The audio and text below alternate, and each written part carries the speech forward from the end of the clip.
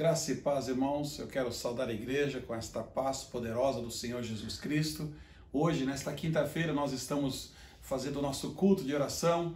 Infelizmente, ainda não podemos reunir a igreja no templo, mas eu gostaria que os irmãos tivessem um pouco mais de paciência e aproveitassem esse tempo, este momento com a sua família.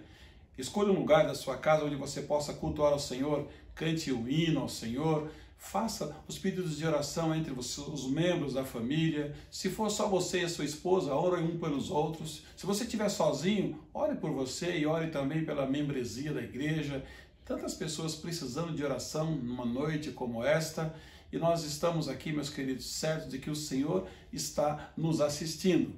Então eu quero dizer para vocês que a saudade é grande, gostaríamos de estar juntos, mas o momento não permite, e Deus sabe.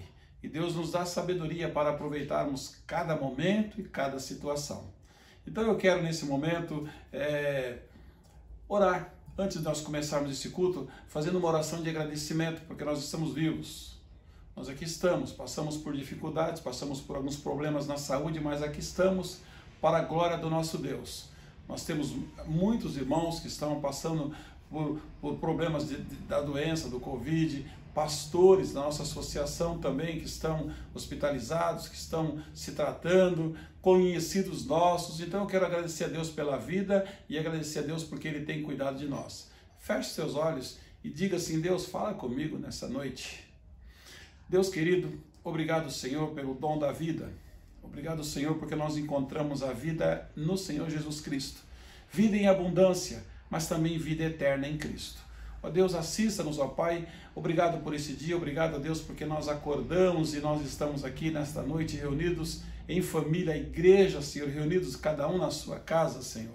Ó Pai, visita aqueles que estão hospitalizados, aqueles que estão cuidando dos seus doentes, ó Pai. Toma-os em Tuas mãos, ó Deus, e fala conosco, porque nós precisamos ouvir a Tua voz. Senhor, é no nome de Jesus que nós oramos. Amém, Senhor. Amém. Meus queridos, eu quero meditar com vocês nesta noite sobre uma palavra chamada semente. Semente. A semente é uma parte do fruto, aquilo que germina, não é? Ela, além de germinar, ela dura muito. Ela é responsável pela reprodução do vegetal, ok? Ela é aquilo que dá origem. Mas eu quero falar com vocês numa preocupação que o apóstolo Paulo teve à igreja de Corinto, quando ele escreveu a primeira carta, 1 Coríntios capítulo 3, a partir do versículo 1, o apóstolo Paulo trabalhando a preocupação de que eles tivessem uma boa semente do evangelho, a semente da fé, e que germinasse. E é essa preocupação que eu quero compartilhar com vocês à luz da palavra de Deus, guiados pelo Espírito Santo. Abra sua Bíblia na primeira carta que Paulo escreveu à igreja de Corinto, capítulo 3, a partir do versículo 1, Paulo dizendo o seguinte: Eu, porém, irmãos, não vos pude falar como a espirituais, e sim como a carnais, como a crianças em Cristo. Leite vos dei a beber. Não vos dei alimento sólido, porque ainda não podíeis suportá-lo, nem ainda agora podeis, porque ainda sois carnais. Portanto, havendo entre vós ciúmes e contendas, não é assim que sois carnais e andastes segundo o homem? Versículo 4. Quando, pois, alguém diz, eu sou de Paulo, e outro, eu de Apolo, não é evidente que andais segundo os homens? Quem é Apolo? E quem é Paulo? Servos por meio de quem cresces, e isso conforme o Senhor concedeu a cada um. Eu plantei, Apolo regou, mas o crescimento veio de Deus. De modo que nem o que planta é alguma coisa, e nem o que gera, mas Deus que dá o crescimento. Ora, o que planta e o que rega são um, e cada um receberá o seu galardão segundo o seu próprio trabalho. E o versículo 9 diz, porque de Deus somos cooperadores, lavouras de Deus, edifícios de Deus sois vós. Então Deus usou o apóstolo Paulo para falar àquela igreja. Aqueles irmãos, meus irmãos, estavam passando por algumas dificuldades na sua maneira de compreender as coisas. Meus irmãos, nós precisamos ter, sim, frutos dignos de arrependimento, não é? Mateus capítulo 3, versículo 8 diz assim, deis frutos que mostrem o seu arrependimento. Fruto significa aquilo que foi plantado no seu coração, aquilo que está frutificando. Mas no versículo 6, Paulo plantou a semente da mensagem de boas novas no coração daquelas pessoas. Paulo, quando ele mencionou quem é Apolo e quem é Paulo, ele não deixou o seu nome fora. Ele quis mostrar o seguinte, a importância de Paulo, a importância de Apolo, mas o mais importante de tudo é o Senhor. Então ele trabalhou, meus irmãos, ali as boas novas que estavam plantadas no coração daquele povo. Então Paulo foi um missionário pioneiro, ele trouxe a mensagem da salvação, e isto nós conhecemos muito bem nas duas cartas que ele escreveu àquela igreja. Apolo regou a semente, ajudou os crentes a crescerem mais fortes da fé. Paulo fundou a igreja em Corinto, e Apolo construiu sobre ela esse alicerce. Ele construiu sobre esse alicerce que apóstolo Paulo já havia plantado no coração daqueles homens, ok? Tragicamente, os crentes de Corinto se dividiram em facções, gerando assim um problema, gerando, meus queridos, ali grandes problemas na vida daqueles homens, problemas de interpretação. Então, após o trabalho dos pregadores, Deus é quem dá aos cristãos o crescimento. É que Paulo está falando. Continue trabalhando. Quem vai fazer esse fruto, essa árvore crescer e esse fruto aparecer de uma forma saudável, fruto que dê para você mostrar que tipo de árvore tem, é o Espírito Santo de Deus. É o próprio Deus. Então, meus queridos, naquele momento nós podíamos perceber que os líderes certamente devem ser respeitados. Ok? Paulo não estava desmerecendo, mas nunca devemos colocá-los num pedestal, criando ali barreiras entre as pessoas, ou considerando eles maiores ou como substituto de Jesus Cristo. Então o versículo 8 diz assim, o que planta e o que rega tem o seu propósito. O que planta e o que rega tem que ter um propósito único, ok? E cada um será recompensado de acordo com o seu trabalho. Meus irmãos, quando você aborda alguém e começa a falar de Jesus Cristo, você está plantando uma semente. Quando você fala o que Cristo fez na sua vida, você está plantando uma semente. O seu testemunho de vida, você está plantando uma semente. Preocupar com aquelas pessoas que ainda não compreenderam quem é Cristo, você está plantando uma semente. Então eu quero dizer para vocês que hoje nós colhemos os frutos das sementes que foram plantadas no passado. Eu gosto muito de ver sobre os pais da igreja, aqueles homens que pregaram o evangelho para nós, que pregaram o evangelho para os nossos pais, que pregaram o evangelho para os nossos avós. Meus queridos, nós estamos colhendo hoje fruto do que alguém plantou. Então, que tipo de frutos as futuras gerações colherão por causa das sementes que nós estamos plantando hoje? As sementes que eu planto hoje no coração dos nossos filhos, dos nossos netos, é o tipo de fruto que eles vão colher amanhã. Então ele começa a preocupar. Peraí, tem um edifício em construção.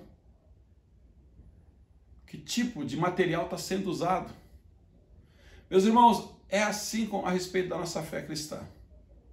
Quando nós estudamos a história da igreja, é possível a gente se emocionar com as vidas que foram entregues pelos nossos antepassados, para que nós hoje pudéssemos praticar a nossa fé, ok? E a experiência que nós temos com Deus. Então, a vida que aqueles homens tiveram, aquelas mulheres tiveram, são exemplos para que nós pudéssemos praticar a nossa fé à luz do que nós aprendemos. Você que teve sorte de sentar num banco de escola bíblica dominical e aprender dos professores as lições sobre quem é Deus, que é o Espírito Santo, a ação de cada um, sobre aqueles homens que atuaram como os heróis da fé na galeria lá em Hebreus, ok? Aqueles homens que a Bíblia fala que eram homens que o mundo não era digno. Então essas pessoas, meus irmãos, têm uma grande importância e plantaram uma semente muito bonita. Sementes que muitas vezes foram plantadas à custa de muita dor, de lágrimas, de sangue, e hoje florescem na minha e na sua vida. Nós somos resultados, frutos de alguém que investiu em nós. Alguém gastou tempo. Alguém doutrinou você. E aí eu fico pensando, quem você está doutrinando hoje? a quem nós estamos hoje investindo um tempo, investindo parte da nossa vida, nós somos beneficiados com isso. Meus irmãos, entretanto, nosso papel é um papel ativo, ok? Porque na medida em que nós colhemos e usufruímos os frutos dos frutos ali das sementes plantadas ontem, também nós lançamos semente ao chão que amanhã serão colhidos. Quando a Bíblia fala ao chão, ela está simbolizando uma semente que você planta e alguém rega e ela vai crescer. Então, quando alguém prega o Evangelho, continue regando. Ou que você pregue, o outro pode regar, mas quem vai dar o crescimento não é quem planta nem quem rega, é Deus. Ok? Então continue investindo. Eu quero destacar duas coisas. A primeira é que nós devemos respeitar as vidas que se deixaram gastar por nós. Quando eu chego na nossa igreja, todo aniversário da igreja eu gosto de fazer uma reflexão. O aniversário da igreja é 19 de fevereiro. Eu gosto de fazer uma reflexão que alguém construiu aquele prédio. Alguém deve ter furado o dedo em algum prego. Alguém ficou sem almoçar, ou almoçou tarde, ou comeu comida fria, para que aquele prédio fosse construído. Eu fico pensando que pastor Leonildo investiu na minha vida. A igreja pagou o meu curso de teologia. O pastor caminhou comigo, então eu olho e, puxa, eu sou fruto do trabalho daquele pastor que investiu em mim, investiu naqueles irmãos. Quantas pessoas foram batizadas por ele, doutrinadas por ele, e eu agora 15 anos já levando adiante esse trabalho. Ou seja, meus queridos, é um plantando, o outro regando. O crescimento vem do Senhor e assim esse edifício vai sendo construído 10 anos, 20 anos, 30 anos e o tempo vai se passando e nós precisamos reconhecer que alguém investiu. Alguém usou ali da direção do Espírito Santo de Deus para investir na sua vida. Então, meus irmãos, todas as vezes que nós vivemos um evangelho alterado, nós desrespeitamos aqueles que muitas vezes regaram as sementes lançadas com o seu próprio sangue. Por isso, meus irmãos, não aceitem um evangelho fora da Bíblia. Paulo disse, ainda que eu pregue, ou que um anjo vindo do céu pregue um outro evangelho, além do que eu tenho anunciado, seja desprezível, ou seja anátema. Então, meus irmãos, homens que gastaram muito das suas vidas para anunciar, então não aceite algo falsificado que esteja fora da Bíblia. Homens e mulheres que não se recusaram a entregar a sua própria vida, alguns morreram. Alguns adoeceram. Alguns, meus irmãos, foram caluniados. Alguns, meus irmãos, sofreram na pele para levar adiante. A segunda é que devemos dar nossa contribuição à humanidade, lançando, à medida que caminhamos, as sementes da fé que nós professamos. Você só pode plantar o que tem. Então você precisa ter bem nítido no seu coração a semente do Evangelho. Eu sei em quem tenho crido. Eu conheço Deus porque eu tenho experiências com Ele, não só de ouvir falar do Senhor. Eu amo a palavra do Senhor e a Bíblia fala conosco, nesses últimos dias tem falado, eu amo a vinda do Senhor Jesus Cristo. Ele não veio, ele veio, mas ele vai voltar. Então aqueles que estão aguardando a volta de Cristo precisam ter amor por essa volta de Cristo. E urgência, porque muitas pessoas estão partindo sem dar tempo de ter um encontro com Cristo. Então, meus irmãos, nós devemos dar a nossa contribuição, sim. Vamos plantando, vamos caminhando, e outros vão regando, e outros vão colhendo. A mensagem de Jesus é como uma semente que plantada nos corações dos nossos amigos, ok? Como com o tempo aquela semente cresce, essa pessoa com certeza vai aceitar a Jesus Cristo e ela vai passar a ganhar outras pessoas. É assim. Uma semente só é parte de uma árvore que vive, uma árvore viva. Então algumas sementes demoram mais do que outras, mas não desista de plantar. Não desista, meus queridos, continue investindo nas vidas das pessoas. Ah, mas os meus filhos não querem ouvir, os meus sobrinhos não querem ouvir. Meus queridos, de repente Deus vai usar uma outra pessoa para pregar para os seus filhos, para os seus sobrinhos, e Deus vai usar você para pregar para outros. É assim. Não fique focado só dentro do seu território familiar. Lógico, primeiro os domésticos da fé, mas de repente Deus tem um propósito para você abençoar outras vidas. Meus queridos, o Senhor fala no versículo 1 ao 9 que existem diferentes tipos de homens. Capítulo 2 desse mesmo livro, 1 Coríntios, capítulo 2, fala de homens espirituais e homens naturais, e aqui nós lemos de homens carnais.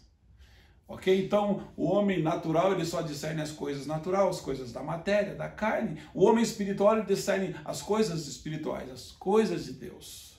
Meus irmãos, esses são cristãos, mas ainda são crianças. Esse homem natural, ele ainda é criança. A sua infância espiritual tem duas características: não podem receber o alimento sólido da verdade do Evangelho, ok? E como acontece com as crianças, elas brigam sobre assuntos sem importância.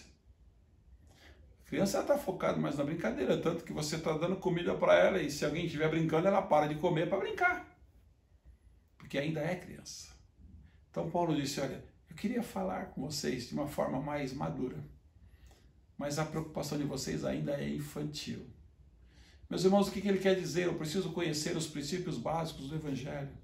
Eu preciso conhecer sobre a Bíblia. Eu preciso conhecer sobre o homem, sobre o pecado, sobre a salvação, sobre a igreja, sobre o Trino Deus, o Deus Pai, o Deus Filho, o Deus Espírito Santo. Eu preciso saber sobre a volta de Cristo. Eu preciso saber, meus queridos, o problema que o pecado causou na raça humana, mas eu preciso saber que só Jesus Cristo salva, só Jesus Cristo é o remédio. Eu preciso ter um discurso de Cristo na minha vida para falar àqueles que necessitam.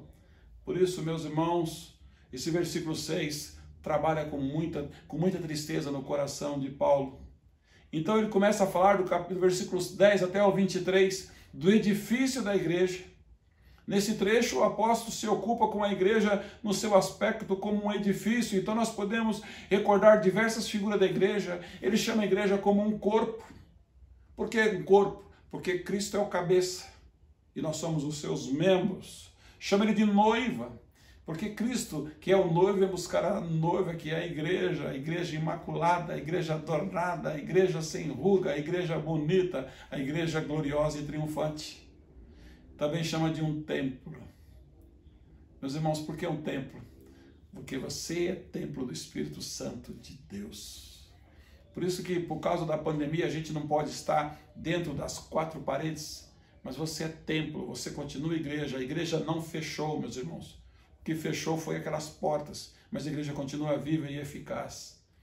Uma das grandes verdades da nossa fé é que a salvação não é apenas pelas obras, mas pela fé em Cristo somente. Em outras palavras, o princípio de toda a verdadeira vida cristã é a recepção de Cristo como Senhor e Salvador da nossa vida. Então nós precisamos pregar esse evangelho dizendo, você quer ter vida, a sua vida começa a partir de Cristo na sua vida. Por isso o Senhor Jesus diz que Ele não leva em conta o tempo da ignorância. A partir do momento em que eu recebi, meus irmãos, quando alguém recebe Jesus como Senhor e como Salvador da sua vida, a festa no céu, porque é um pecador que se arrepende. E aí, olha, a gente acabou de comemorar a Páscoa. Jesus foi na cruz do Calvário por causa dos nossos pecados. Quando eu confesso Jesus como meu Senhor, eu reconheço Ele, meus irmãos, a minha vida começa a mudar. E agora eu passo a ter uma outra responsabilidade. A Bíblia diz que Ele nos tirou das trevas com uma grande finalidade, anunciar as virtudes daquele que nos tirou das trevas. Quem é? Jesus. E quem é virtuoso? Jesus. Tanto é verdade que quando uma mulher tocou em Jesus, que ela estava com fluxo de sangue, e Jesus disse, alguém me tocou por quê? Porque de mim saiu virtude. Ele é virtuoso para curar, para perdoar, para sarar. Meus irmãos, para transformar nossa vida, para ressuscitarmos. Jesus tem essas virtudes, meus irmãos. Sem o fundamento, não pode haver nenhuma verdadeira edificação. Você não constrói um prédio sem uma edificação, sem um fundamento. Não se constrói uma vida sem fundamento. Quando o nosso fundamento, meus irmãos, é qualquer coisa material, qualquer coisa que vai ficar quando eu partir, é fundamento frágil. Mas aquele fundamento que me garante até a vida eterna, esse é o fundamento verdadeiro. Ele não rui, ele não racha, ele não afunda, porque esse fundamento é Jesus Cristo. Mas embora não sejam salvos pelas obras, meus irmãos, ok? Nós somos criados em Cristo Jesus para as boas obras. Nós não fomos salvos pelas obras, nós somos salvos pela fé em Cristo Jesus, ok? Mas nós somos salvos, meus irmãos, pela graça do Senhor Jesus. Efésios capítulo 2, versículo 8 diz assim: pois vocês já são salvos pela graça, por meio da fé. Isso não vem de vocês, é dom de Deus, não por obras, para que ninguém se glorie. Versículo 10 diz: porque somos criados de Deus, somos criação de Deus, realizada em Cristo Jesus para fazermos as boas obras, as quais Deus preparou de antemão para que nós as praticássemos, ou numa outra versão, para que nós andássemos nelas. Meus irmãos, nós somos criados para as boas obras. As boas obras salvam? Não, mas elas evidenciam que você é salvo. Sabe por quê? Porque agora você é fruto de uma nova semente. Semente do Evangelho, que foi plantada em você. Meus irmãos, essas obras são completadas, ou seja, completadas aqui como construção sobre o fundamento. As suas obras determinam em que você está fundado. Qual é o seu fundamento? Se é Cristo, você sabe reagir a uma situação adversa. Você tem ações que glorificam o nome do Senhor. E o Senhor disse: olha, se eu tardar, saiba como convém andar na casa do Deus vivo, que é coluna e baluarte da verdade. Então tudo isso vai mudando em nós. Obras boas ou más são consideradas aqui, meus irmãos, como um material bom ou um material inferior. Ele menciona aqui, Paulo menciona sobre o ouro, a prata, pedras preciosas, que representam o bom material, visto que elas resistem ao fogo. São resistentes, não é verdade? Por exemplo, o ouro você pode pôr no fogo, ele pode cair na chuva, na água, ele não vai estragar. A prata, as pedras preciosas, elas resistem. Não é verdade? Você que é casado, eu estou com a minha aliança aqui, vai fazer 25 anos, eu não tirei ela do dedo da laço, tirei só quando eu fui para o centro cirúrgico algumas vezes.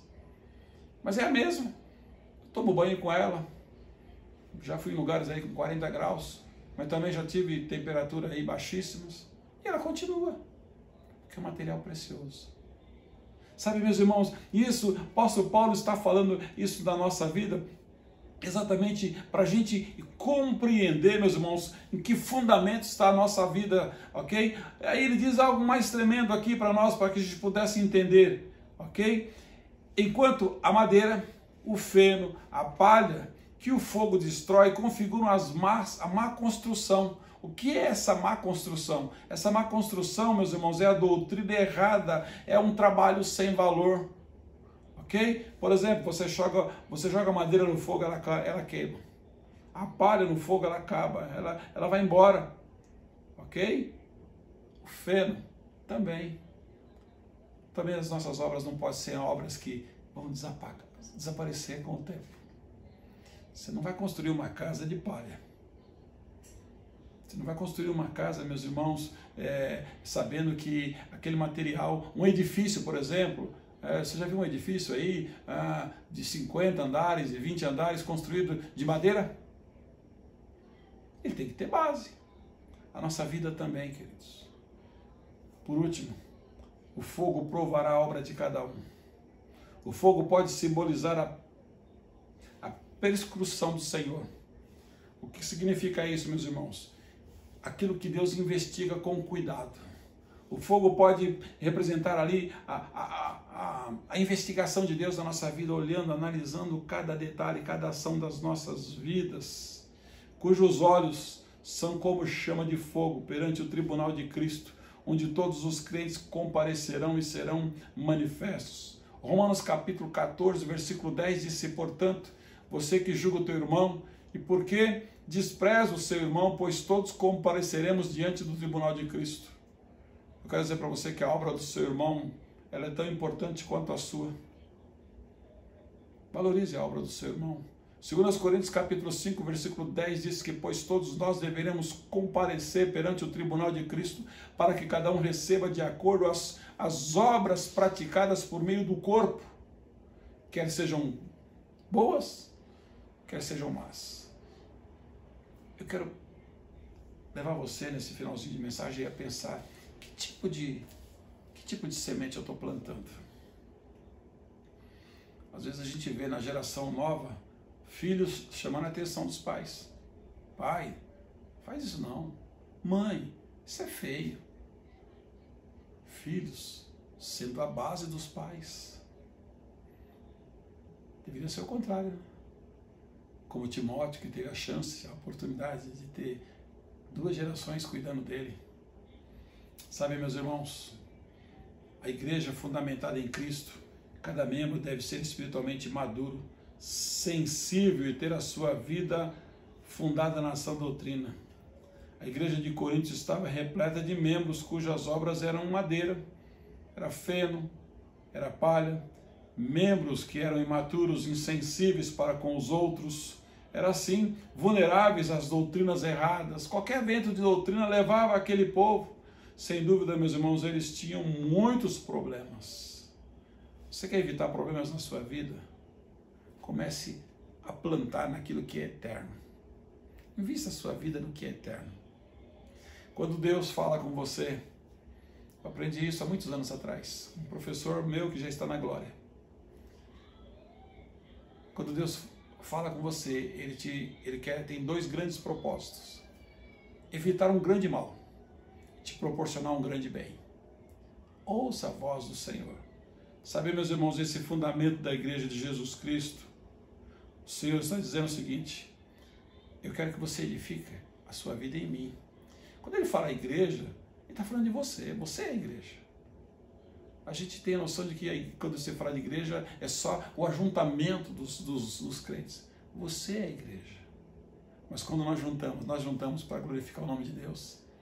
Por isso que nós temos que usar o tempo com mensagem, com cânticos espirituais, com coisas que vão glorificar o nome de Deus. Sabendo que é só Ele, só por Ele, só para Ele. Se você não está satisfeito com os frutos que você está colhendo hoje, repense as sementes que você está plantando.